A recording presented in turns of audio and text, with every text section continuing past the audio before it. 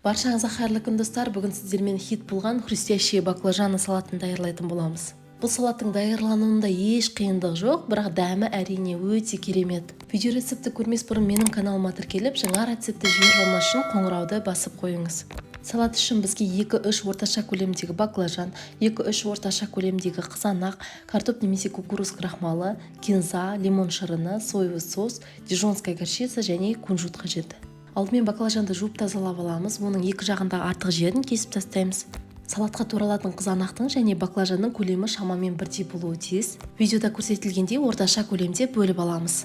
Кескен баклажанның көлемі өте ірі немесе өте кішкентай болмауы тиіс. Егер сіздің баклажанда қышқыл дәм болатын болса, оны алдын ала турап, 1-1,5 сағатқа тұзды суға салып қойыңыз. Суда тұрған баклажанды қолданардың алдында міндетті түрде шығарып, қағаз орамалмен сүртіп құрғатып аламыз. Егер баклажанда қышқыл дәм болмаса, мен секілді бұл процесті жасамасаңыз болады. Даярлап алған баклажанды бір ыдысқа салып, оған 1-1,5 ас қасық крахмал қосамыз. Картоп немесе жүгері крахмалын қолдансаңыздар болады. Баклажанды крахмалмен жақсылап араластырамыз, оның барлық жағы крахмалға орануы тиіс. Баклажанды крахмалға араластырып, оны майға қорған уақытымызда оның сыртында корочка пайда болады. Осы салаттың хрустящие баклажаны деп аталуы да сондықтан.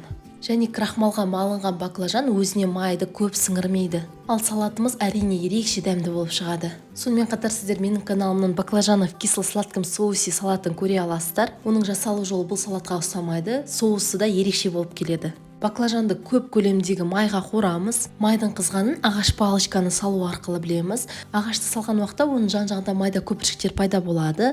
Бұл майдың қызғанын білдіреді. Баклажанды қызып тұрған майға салып, оны арасында араластырып отырып, қызарғанға дейін қорамыз. Май өте қызып тұрғандықтан баклажанды салған уақытта абай болыңыздар. Баклажанды қорған уақытта баклажанның барлық жағы майға малынып тұруы тиіс. Сондықтан қорған уақытта қазанды немесе кастрөлді қолдансаңыздар болады. Майды өзіне көп сіңірмейді, сондықтан майдың көп бөлігі сол ыдыстың ішінде қалады. Баклажанды міндетті түрде майдан қағаз салфетканың үстіне шығарамыз. Келесі кезекте кунжутты аздап қуырып аламыз. Сковородкаға ешқандай май құймаймыз. Аз уақыт көлемде сәл сарғайғанға дейін ғана қуырамыз. Кунжут өте тез күйіп кетеді, сондықтан абай болыңыздар. Ал күйген кунжуттың дәмі ашты болып келеді, сондықтан күйдіріп алмауға тырысыңыздар. Кунжут сарғайған уақытта сковородкадан алып, бірден басқа ыдысқа салып аламыз, себебі ол ыстық сковородкада күйіп кетеді. Келесі кезекте салатымызға соус даярлаймыз. Ол үшін бір ыдысқа 3 ас қасық соевый состы құямыз.